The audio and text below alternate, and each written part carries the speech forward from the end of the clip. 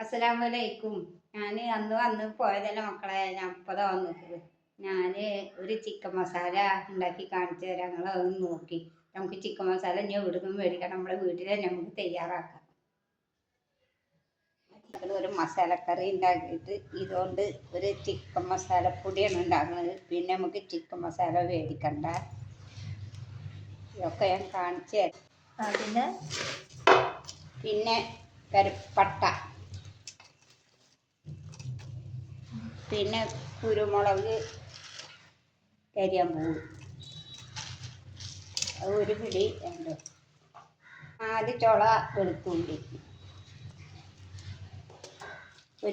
ഒരു പാത്രം ചുവന്നുള്ളി ഒക്കെ കഴുകി അരച്ചതാണ്. എന്നിട്ട് എത്രയായിട്ട് ഈ ചിക്കൻ മസാലപ്പൊടി കൊണ്ട്